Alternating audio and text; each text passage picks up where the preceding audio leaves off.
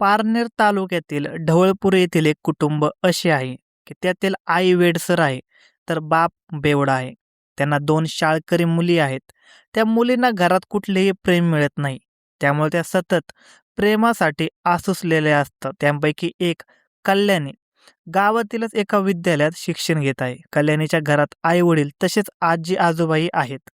तरीही ती प्रेमापासून पारखी झालेली. 13-14 वर्षाच्या अल्लड वयात घरातील परिस्थिती प्रतिकूल असल्यामुळे तिने आता बाहेर प्रेमाचा ओलावा शोधायला सुरुवात केली. त्यातच तिची नजर शाळेत शिक्षण घेणाऱ्या पोरसोदा 17 वर्षाच्या संग्रामवर पडली. नजरानजर झाली. त्याने चोरून लपून भेटीगाठी सुरू झाल्या. दोघांनी एकमेकांना प्रतिसाद द्यायला सुरुवात केली. कल्याणी 14 वर्षाची तर संग्राम 17 वर्षाचा. या किशोरवयीन बालकाचे जगाचे त्यांना भान सुद्धा राहिले नाही. आणि एक दिवस घडू नये तेच घडले. कल्याणी आणि संग्रामचे प्रेम प्रकरण तिच्या घरच्यांना कळाले. तिचे वडील व चुलते या दोघांनी त्यांना जबर मारहाण केली. आता हे प्रेम प्रकरण ढवळपुरीत लपून राहिलेले नव्हते. त्याचे बिंग फुटले होते. म्हणून तिच्या घरच्यांनी तिला शाळा सोडून इतरत्र फिरण्यास मनाई केली होती. कल्याणीची आई वेडसर तर बाप अट्टल दारुडा असल्यामुळे तिला कुठेही प्रेमाचा जिव्हाळा मिळत नव्हता. संग्रामच्या रूपाने तिने तो शोधला होता. मात्र दोघेही अल्पवयीन असल्यामुळे ते लग्न करू शकत नव्हते. त्यामुळे त्या दोघांची अस्वस्थता वाढली होती. कल्याणी व संग्राम यांना भेटायला आणि बोलायला मर्यादा आल्यामुळे त्या दोघांनी त्यांच्या पातळीवर एक निर्णय घेतला. शनिवार दिनांक 28 जून 2025 रोजी दुपारी 10 वाजण्याच्या सुमारास कल्याणी, तिचे आई वडील, मोठी बहीण, आजी आजोबा घरी असताना खेळायला जाते म्हणून घराबाहेर पडली. बराच वेळ झाला. संध्याकाळ होत आली तरी ती घरी न आल्याने तिचे वडील आजोबा यांनी परिसरात तसेच नातेवाईकांकडे तिचा शोध घेतला. मात्र कोणीतरी अज्ञात इसमाने तिला पळवून नेले असावे याची खात्री झाल्याने सर्वांनी पोलिसात जाण्याचा निर्णय घेतला. कल्याणी घरातून बाहेर पडल्यानंतर पारनेर तालुक्यातील माळद्रुप शिवारात आली होती. त्या ठिकाणी शेतात टमाटे तोडण्याच्या महिलेला ती म्हणाली, मला टमाटे तोडण्याचे काम द्या, मला पैसे लागतात. ती असे म्हटल्यावर त्या महिलेने तिला काम दिले व पैसेही दिले. त्या महिलेची मुलगी टाकळी ढोकेश्वर येथील डॉक्टर बर्वेच्या दवाखान्यात ऍडमिट असल्याने कल्याणी त्या महिलेबरोबर दवाखान्यात गेली. त्या महिलेची मुलगी आजारी असल्याने कल्याणी 3 दिवस त्या दवाखान्यात राहिली. कल्याणीने तिच्या मुलीला सांगितले की तिचे टाकळी ढोकेश्वर येथील संग्राम नावाच्या मुलावर प्रेम आहे, त्याच्यासोबत मला लग्न करायचे आहे असे सर्व सांगितल्याने ती महिला व तिचे नातेवाईक तिला तिच्या घरी नेऊन सोडणार होते. पण कन्यारीला हे लोक आपल्याला आपल्या घरी सोडणार आहेत याची कुणकुण लागल्याने तिने टाकळी ढोकेश्वर येथील संग्रामशी संपर्क केला. दोघांनी मिळून पळून जाण्याचा प्लॅन केला होता. 30 जून 2025 रोजीच कल्याणी दवाखान्यातून गायब झाली. त्या दोघांनाही माहीत होते की दोघेही अल्पवयीन असल्याने कायद्याने तरी ते लग्न करू शकत नव्हते. पण त्यांनी स्वतःच्या समाधानासाठी जेजूर येथे एकमेकांच्या गळ्यात माळा घालून नकली मंगळसूत्र गळ्यात घालून लग्न केले. जेजुरीला फार काळ न थांबता ते दोघे जण जरा लांब जावे म्हणून पंढरपूरला गेले. पंढरपूरला एक रूम घेऊन ते राहू लागले. उदरनिर्वाहासाठी ती दोघे जण गवंड्याच्या हाती काम करू लागले. अशा पद्धतीने बेकायदा का होईना त्यांचा संसार सुरू झाला होता. ते नवरा बायको सारखे राहू लागले होते. त्यांचे शरीर संबंधही झाले होते.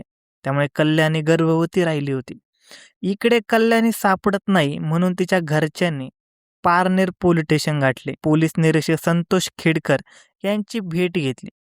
पोलीस निरीक्षक संतोष खेडकर यांनी कल्याणीच्या वडिलांची दिनांक 30 जून 2025 रोजी रीतसर फिर्याद लिहून घेतली. त्यानंतर गुन्हा दाखल करण्यात आला. पोलीस निरीक्षक यांनी या गुन्ह्याला तपास सहाय्यक फौजदार यांच्याकडे सोपवण्यात आला.